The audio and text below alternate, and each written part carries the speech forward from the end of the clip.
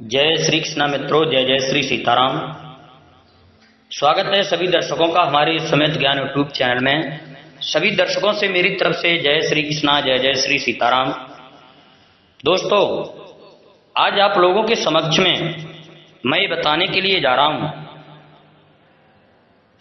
कि दक्ष प्रजापति की यहाँ माता सती का कैसे जन्म हुआ और ये कौन थी माता सती, किस तरह से भोले बाबा के साथ में इनका विवाह होता है। तो कहते हैं दक्ष प्रजापति की कई पुत्रियां थीं, सभी पुत्रियां गुणवती थीं, फिर भी दक्ष के मन में संतोष नहीं था। वे चाहते थे उनके घर में एक ऐसी पुत्री का जन्म हो जो सर्व शक्ति संपन्न हो एवं सर्व विजयिनी हो, जिसके कारण दक्ष एक ऐसी ही पुत्री के लिए तप करने लगे। तप करते करते अधिक दिन बीत गए तो भगवती आद्या ने प्रकट होकर कहा, मैं तुम्हारे तप से प्रसन्न हूं, तुम किस कारण बस तप कर रहे हो। दक्ष ने तप करने का कारण बताया तो मां बोली, मैं स्वयं पुत्री रूप में तुम्हारे यहां जन्म धारण करूंगी, मेरा नाम होगा सती। मैं सती के रूप में जन्म लेकर अपनी लीलाओं का विस्तार करूंगी। फलता भगवती आद्या ने सती रूप में दक्ष के यहां जन्म लिया। सती दक्ष की सभी पुत्रियों में सबसे अलौकिक थीं। सती ने बाल्य अवस्था में ही कई ऐसे अलौकिक आश्चर्यचकित करने वाले कार्य कर दिखाए थे जिन्हें देखकर स्वयं दक्ष को भी विस्मयता होती रहती थी। जब सती विवाह योग्य हो गईं तो दक्ष को उनके लिए वर की चिंता होने लगी। उन्होंने ब्रह्मा जी से इस विषय में परामर्श किया। ब्रह्मा जी ने कहा, सती आद्या का अवतार हैं। आद्या आदि शक्ति और शिव आदि पुरुष हैं। भगवान ब्रह्मा ने कहा, हे महाराज दक्ष, ये जो तुम्हारी पुत्री सती हैं ये स्वयं आदि शक्ति हैं और भगवान शिव आदि पुरुष हैं, अतः सती के विवाह के लिए शिव ही योग्य और उचित वर हैं। दक्ष ने ब्रह्मा जी की बात मानकर सती का विवाह भगवान शिव के साथ कर दिया। सती कैलाश में जाकर भगवान शिव के साथ रहने लगी। भगवान शिव दक्ष के दामाद थे, किंतु एक ऐसी घटना घटित हो गई जिसके कारण दक्ष के हृदय में भगवान शिव के प्रति बैर और विरोध भाव पैदा हो गया। एक बार देवलोक में ब्रह्मा ने धर्म के निरूपण के लिए एक सभा का आयोजन किया था। सभी बड़े बड़े देवता सभा में एकत्रित हो गए थे। भगवान शिव भी इस सभा में बैठे थे। सभा मंडल में दक्ष का आगमन हुआ। दक्ष के आगमन पर सभी देवता उठकर खड़े हो गए, पर भगवान शिव खड़े नहीं हुए। उन्होंने दक्ष को प्रणाम भी नहीं किया। फलता दक्ष ने अपमान का अनुभव किया। केवल यही नहीं, उनके हृदय में भगवान शिव के प्रति ईर्ष्या की आग जल उठी। वे उनसे बदला लेने के लिए समय और अवसर की प्रतीक्षा करने लगे। एक बार सती और शिव कैलाश पर्वत पर बैठे हुए परस्पर वार्तालाप कर रहे थे। उसी समय आकाश मार्ग से कई विमान कनखल की ओर जाते हुए दिखाई पड़े। सती ने उन विमानों को देखकर भगवान शिव से पूछा, प्रभु, ये सभी विमान किसके हैं और कहां जा रहे हैं। भगवान शिव ने उत्तर दिया, आपके पिता ने बहुत बड़े यज्ञ का आयोजन किया है। समस्त देवता और देवगणाएं इन विमानों में बैठकर उसी यज्ञ में सम्मिलित होने के लिए जा रहे हैं। इस पर सती ने दूसरा प्रश्न किया। इस पर माता सती ने दूसरा प्रश्न किया कि मेरे पिता ने आपको यज्ञ में सम्मिलित होने के लिए नहीं बुलाया। भगवान शंकर ने उत्तर दिया, आपके पिता मुझसे बैर रखते हैं, फिर वे मुझे क्यों बुलाते। सती मन ही मन सोचने लगी, फिर बोली, यज्ञ के इस अवसर पर अवश्य मेरी सभी बहनें आएंगी। उनसे मिले हुए बहुत दिन हो गए। यदि आपकी अनुमति हो तो मैं भी अपने पिता के घर जाना चाहती हूँ। यज्ञ में सम्मिलित हो लूंगी और बहनों से भी मिलने का शुभ अवसर मिलेगा। भगवान शिव ने उत्तर दिया, इस समय वहां जाना उचित नहीं होगा।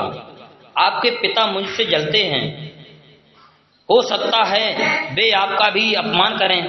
बिना बुलाए किसी के घर जाना उचित नहीं होता है।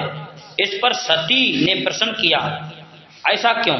भगवान शिव ने उत्तर दिया, विवाहिता लड़की को बिना बुलाए पिता के घर नहीं जाना चाहिए, क्योंकि विवाह हो जाने पर लड़की अपने पति की हो जाती है, पिता के घर से उसका संबंध टूट जाता है। लेकिन सती पीहर जाने के लिए हट करती रही, अपनी बात बार बार दोहराती रही। उनकी इच्छा देखकर भगवान शिव ने पीहर जाने की अनुमति दे दी। उनके साथ अपना एक गढ़ भी साथ में भेज दिया। उस गढ़ का नाम वीरभद्र था। सती वीरभद्र के साथ अपने पिता के घर गईं। घर में सती से किसी ने भी प्रेम पूर्वक वार्तालाप नहीं किया। दक्ष ने उन्हें देखकर कहा, तुम क्या यहाँ मेरा अपमान करने आई हो? अपनी बहनों को तो देखो कि किस प्रकार भांति भांति के अलंकारों और सुंदर वस्त्रों में सुसज्जित हैं। तुम्हारे शरीर पर मात्र बागांबर है। तुम्हारा पति शमशानवासी और भूतों का नायक है। वह तुम्हें बागांबर छोड़कर और पहना ही क्या सकता है? दक्ष के कथन से सती के हृदय में पश्चाताप का सागर उमड़ पड़ा। वे सोचने लगी, उन्होंने यहाँ आकर अच्छा नहीं किया। भगवान ठीक ही कह रहे थे, बिना बुलाए पिता के घर भी नहीं जाना चाहिए। पर अब क्या हो सकता है? अब तो आ ही गई हूं। पिता के कट और अपमानजनक शब्द सुनकर भी सती मौन रही। वे उस यज्ञ मंडल में गईं जहां सभी देवता और ऋषि मुनि बैठे थे तथा यज्ञ कुंड में दुधू करती जलती हुई अग्नि में आहुतियां डाली जा रही थीं। सती ने यज्ञ मंडप में सभी देवताओं को तो भाग देखे, किंतु भगवान शिव का भाग नहीं देखा। वे भगवान शिव का भाग न देखकर अपने पिता से बोली, पितृश्रेष्ठ, यज्ञ में तो सबके भाग दिखाई पड़ रहे हैं, किंतु कैलाशपति का भाग नहीं है। आपने उनका भाग क्यों नहीं रखा? दक्ष ने गर्व से उत्तर दिया, मैं तुम्हारे पति शिव को देवता नहीं समझता। वह तो भूतों का स्वामी, नंगन रहने वाला और हड्डियों की माला धारण करने वाला है। वह देवताओं की पंक्ति में बैठने योग्य नहीं है। उसे कौन भाग देगा? सती के नेत्र लाल हो उठे, उनकी भौहें कुटिल हो गईं। उनका मुखमंडल प्रलय के सूर्य की भांति तेजोदीप्त हो उठा। उन्होंने पीड़ा से तिलमिलाते हुए कहा, ओए, मैं इन शब्दों को कैसे सुन रही हूं? मुझे धिक्कार है। देवताओं, तुम्हें भी धिक्कार है। तुम भी उन कैलाशपति के लिए इन शब्दों को कैसे सुन रहे हो, जो मंगल के प्रतीक हैं और जो क्षण मात्र में संपूर्ण सृष्टि को नष्ट करने की शक्ति रखते हैं। वे मेरे स्वामी हैं। नारी के लिए उसका पति ही स्वर्ग होता है। जो नारी अपने पति के लिए अपमानजनक शब्दों को सुनती है, उसे नरक में जाना पड़ता है। पृथ्वी सुनो, आकाश सुनो और देवताओं तुम भी सुनो। मेरे पिता ने मेरे स्वामी का अपमान किया है। मैं अब एक क्षण भी जीवित रहना नहीं चाहती। सती अपने कथन को समाप्त करते हुए यज्ञ कुंड में कूद पड़ी। जलती हुई आहुतियों के साथ उनका शरीर भी जलने लगा। यज्ञ मंडप में खलबली पैदा हो गई। हाहाकार मच गया। देवता उठकर खड़े हो गए। वीरभद्र क्रोध से कांप उठे। वे उछल कर यज्ञ का विध्वंस करने लगे। यज्ञ मंडप में भगदड़ मच गई। देवता और ऋषि मुनि भाग खड़े हुए। वीरभद्र ने देखते ही देखते दक्ष का मस्तक काटकर फेंक दिया। समाचार भगवान शिव के कानों में भी पड़ा। वे प्रचंड आंधी की भांति कनखल जा पहुंचे। सती के जले हुए शरीर को देखकर भगवान शिव ने अपने आप को भूल गए। सती के प्रेम और उनकी भक्ति ने शंकर के मन को व्याकुल कर दिया। उन शंकर के मन को व्याकुल कर दिया जिन्होंने काम पर भी विजय प्राप्त की थी और जो सारी सृष्टि को नष्ट करने की क्षमता रखते थे। वे सती के प्रेम में खो गए, बेसुध हो गए। भगवान शिव ने उन्मत्ति की भांति सती के जले हुए शरीर को कंधे पर रख लिया। वे सभी देवताओं में भ्रमण करने लगे। शिव और सती के इस अलौकिक प्रेम को देखकर पृथ्वी रुक गई, हवा रुक गई, जल का प्रभाव ठहर गया और रुक गई। देवताओं की सांसें, सृष्टि व्याकुल हो उठी। सृष्टि के प्राणी पुकारने लगे। महिमा महाम भयानक संकट उपस्थित देखकर सृष्टि के पालक भगवान विष्णु आगे बढ़े। वे भगवान शिव की बेसुधी में अपने चक्र से सती के एक एक अंग को काट काट कर गिराने लगे। धरती पर 51 स्थानों में सती के अंग कट कट कर गिरे। जब सती के सारे अंग कट कट कर गिर गए तो भगवान शिव पुनः अपने आप में आए। जब वे अपने आप में आए तो पुनः सृष्टि के सारे कार्य चलने लगे। धरती पर इन 51 स्थानों में सती के अंग कट